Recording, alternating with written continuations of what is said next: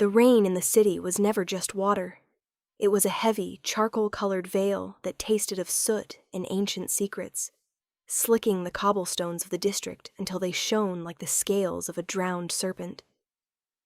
Across the street from the warm, yeast-scented windows of the Silver Crumb stood a shop that seemed to absorb the light rather than reflect it.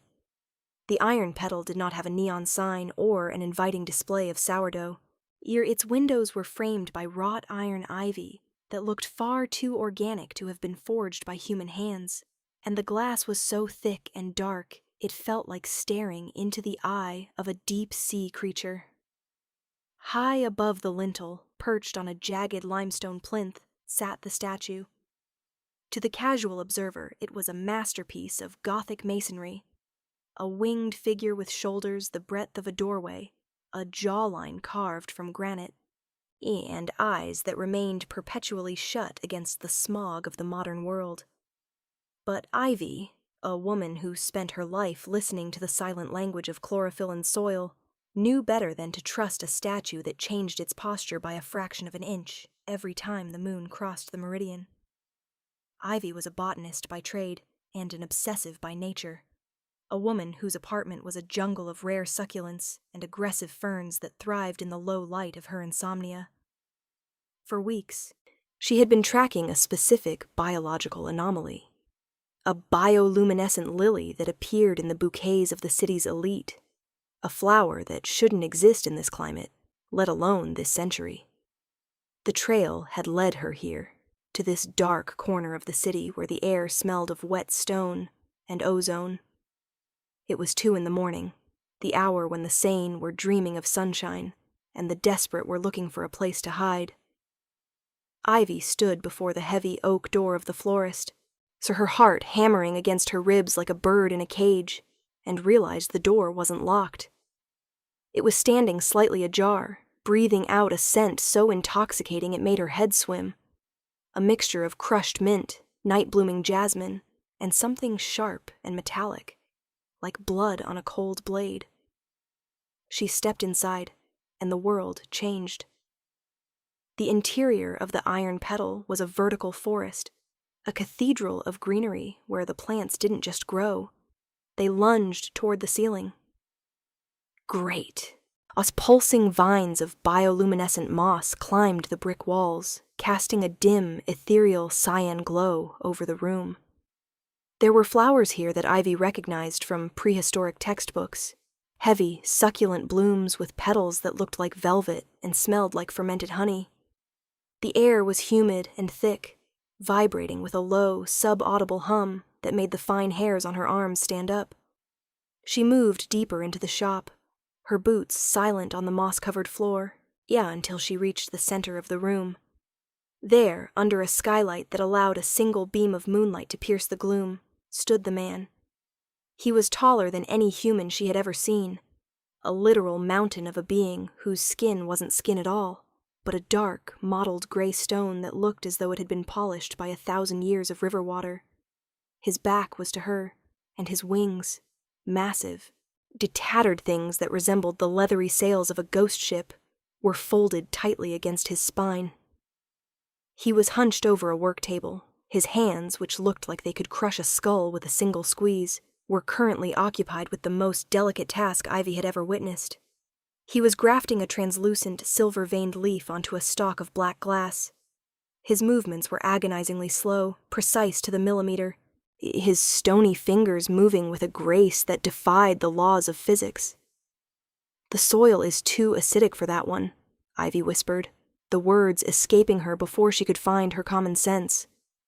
The man froze. The sound of his movement was the sound of a landslide, a heavy, grinding friction of rock on rock. He turned his head slowly, and Ivy found herself staring into eyes that were not eyes, but glowing pits of molten silver. He didn't breathe. He didn't blink. He simply existed. A terrifying monument of ancient power standing in a room full of fragile life. "You should not be here, little sprout," he said. His voice wasn't a voice. It was a tectonic shift, a deep, vibrating rumble that she felt in the soles of her feet, more than she heard in her ears. The Iron Petal does not cater to the living after midnight. I'm a botanist, Ivy said, her voice trembling, but her curiosity overriding her fear. She stepped closer, overdrawn to the way the moonlight hit the crystalline structure of his bicep. And that's a Sirius Luna. It died out in the 17th century. How are you growing it in a city that hasn't seen a clean sky in 50 years? The creature, whom the neighborhood called Bane, straightened to his full, terrifying height. His head brushed the hanging ferns 3 feet above her. He looked down at her, the silver glow of his eyes searching her face for fear, but all he found was a frantic, scholarly hunger. He looked back at the flower, his massive jaw tightening. I give them what they need, Bane rumbled. Stability, silence, a lack of sunlight. Sunlight is a poison.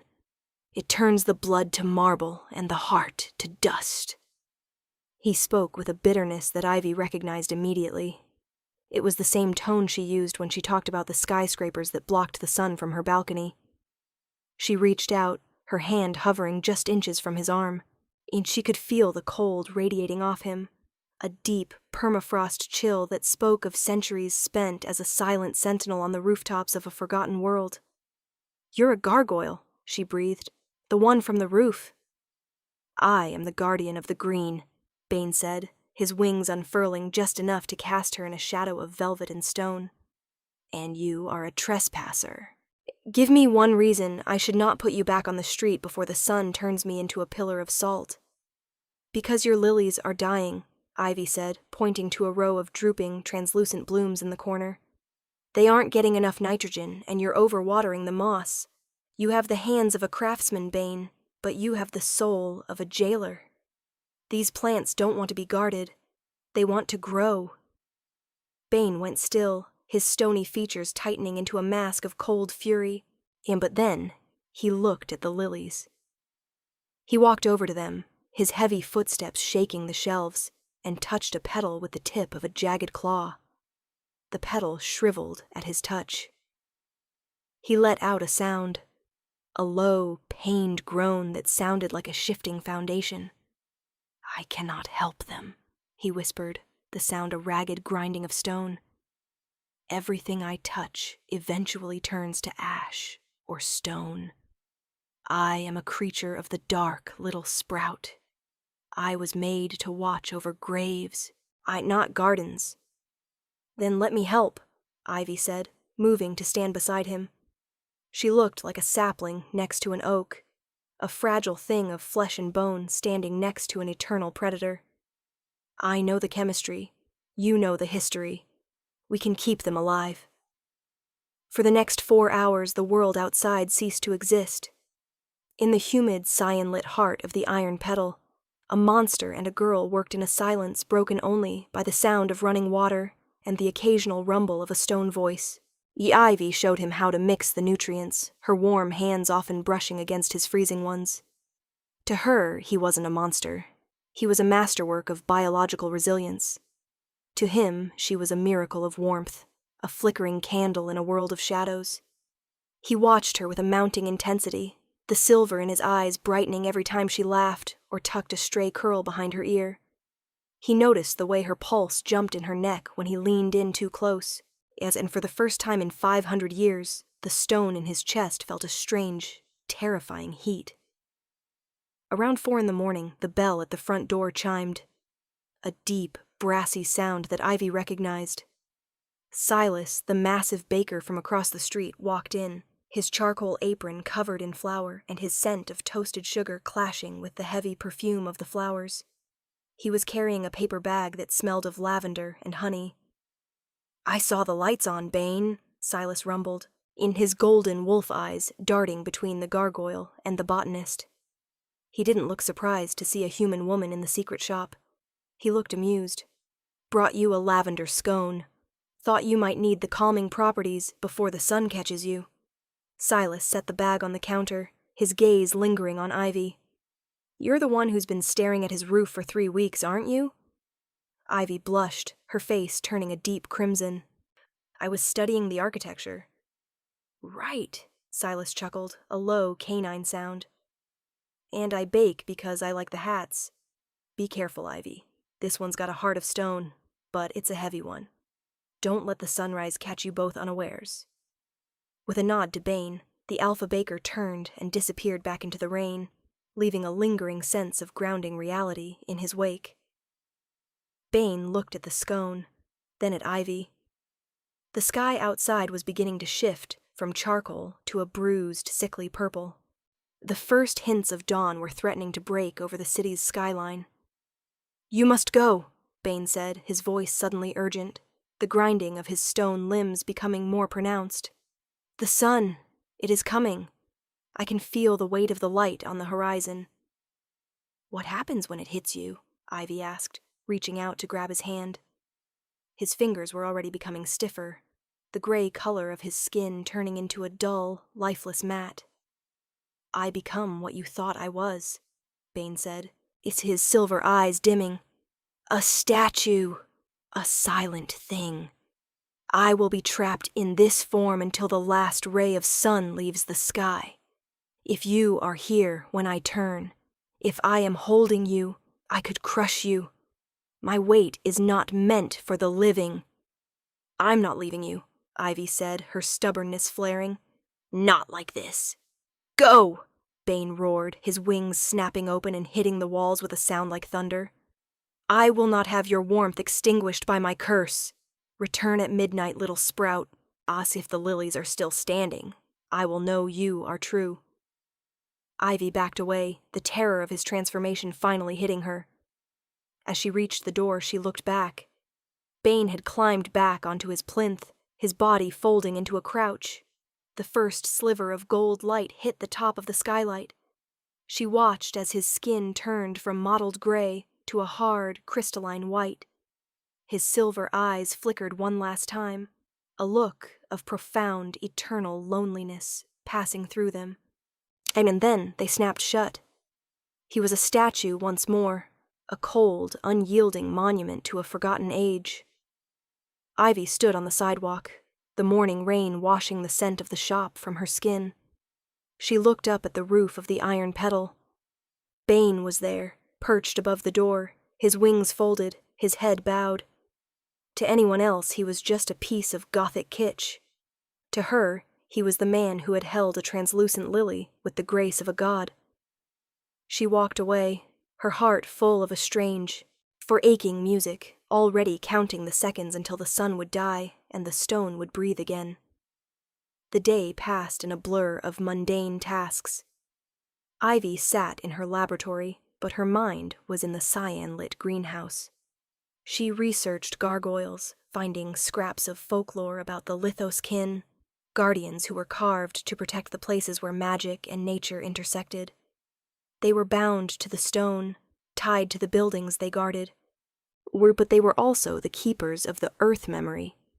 She realized that Bane wasn't just a florist.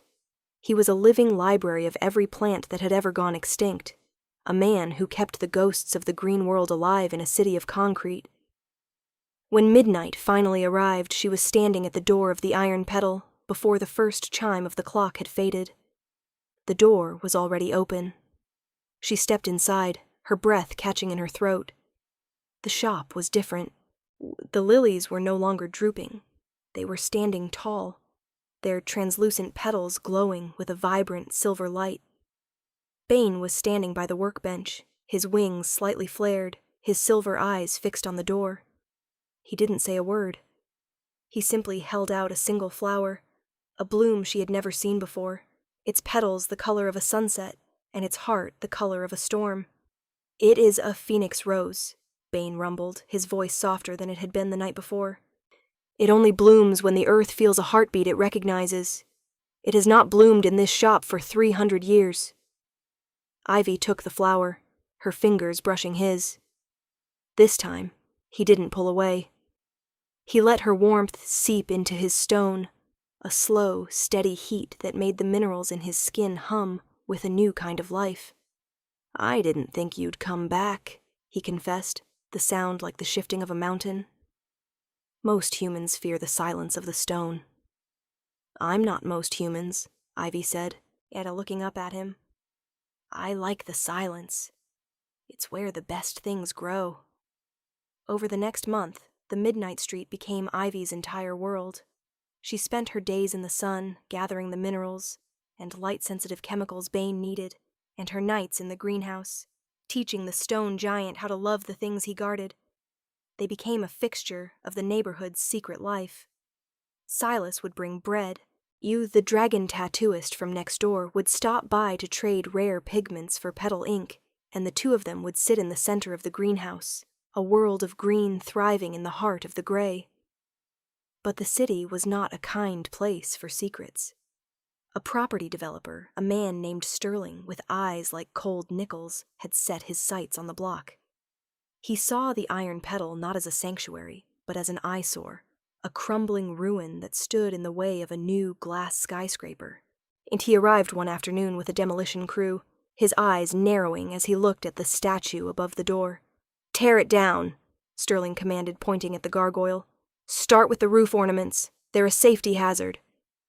Inside the shop, Ivy heard the rumble of the cranes. She ran to the door, her heart stopping as she saw the heavy iron ball swinging toward the roof. It was midday. Bane was stone. He was helpless, a prisoner of the light, unable to move or defend the life he had spent centuries protecting. "Stop!" Ivy screamed, throwing herself in front of the door. "You can't do this! This is a historical landmark!" "It's a pile of rubble, miss," Sterling said, his voice smooth and oily. "Move aside, or you'll be buried with it." The wrecking ball swung. Ivy closed her eyes, praying to the ancient spirits of the earth that Bane had whispered about. But the impact didn't come. Instead, there was a sound of shattering iron and a shockwave that blew out the windows of the entire block. Ivy opened her eyes. The wrecking ball lay in the street, cracked in half. Above the door, Bane was no longer a statue. He was a nightmare of gray fury.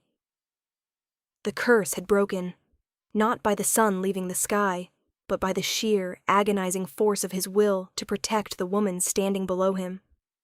His skin was still the color of stone, but he was moving, his wings beating the air into a frenzy, his silver eyes burning with the light of a dying star. He landed in the street with a force that cracked the asphalt, his roar a sound that sent the demolition crew screaming into the distance. He stood over Sterling, a 7-foot god of granite and vengeance. "This ground is mine," Bane hissed, the sound a landslide of pure terror. "I have seen cities rise and fall. I have seen empires turn to dust. You are nothing but a flicker of a candle in a gale. Leave, or become part of the Foundation." Sterling didn't wait to hear more. He fled, his polished shoes clicking frantically on the wet street. Bane stood alone in the daylight, his skin beginning to smoke as the sun fought to reclaim him. He turned to Ivy, his movements becoming slower, heavier. You moved," Ivy whispered, tears streaming down her face as she ran to him. "The sun! Bane, your skin!" "A gargoyle's duty is to protect," Bane rumbled, his voice fading into a whisper. "I have found something worth more than the moonlight, little sprout. If I must be stone forever, let me be stone for you." He reached out one last time, his massive thumb brushing a tear from her cheek. His touch was no longer freezing. It was warm, as if the sun itself had finally reached his heart. He walked back to his plinth, his wings folding for the final time. As the light hit him fully, he turned not into a dull, gray statue, but into a shimmering, iridescent quartz. He was beautiful, a monument of light and love that no wrecking ball could ever break. Ivy stayed. She bought the shop, turning it into a world-renowned conservatory. By day, she tended the flowers under the watchful eye of the most beautiful statue in the city. By night, when the moon reached its peak and the silver returned to his eyes, she sat on the roof and listened to the stories of the earth. The Iron Petal became a place of legend, the anchor of the Midnight Street, where a man of stone and a woman of flowers proved that even the hardest heart can bloom if it's planted in the right soil. And Silas, watching from the windows of the bakery across the street, would smile as he pulled a tray of phoenix rose pastries from the oven. He knew that in the City of Shadows, the light always found a way to win, as long as there was someone brave enough to wait in the dark. The Midnight Street was no longer just a collection of shops. It was a living, breathing testament to the power of the niche, the small, strange corners of the world where the monsters are the heroes and the flowers never die. Ivy and Bane, the Alpha and his baker, the dragon and his ink, they were the heartbeat of the night, and their story, like the stone itself, was eternal. As the years passed, the city changed, but the block remained a pocket of impossible magic. People claimed that if you walked past the Iron Petal at exactly 3 a.m., you could hear the sound of a stone heart beating in time with the city's pulse. They said the flowers there smelled like dreams, and that the gardener who lived there never grew old. Ivy didn't mind the rumors. She simply kept the soil rich and the moonlight clear, knowing that every night at midnight, the man she loved would wake up and ask her how the lilies were doing. And every night she would tell him the same thing. "They're growing, Bane. Just like us." The story of the gargoyle and the botanist became the second pillar of the neighborhood, a tale told in hushed tones to those who felt like they didn't belong in the world of the sun. It was a story for the night owls, the outcasts, and the dreamers, a story that reminded them that even when you feel like you're made of stone, you're still capable of holding the world in your hands. And as the moon rose over the city, casting a silver glow over the wings of the guardian on the roof, the midnight street breathed a sigh of content, its secrets safe, its heart full, and its bakery always, always open for the hungry souls of the dark.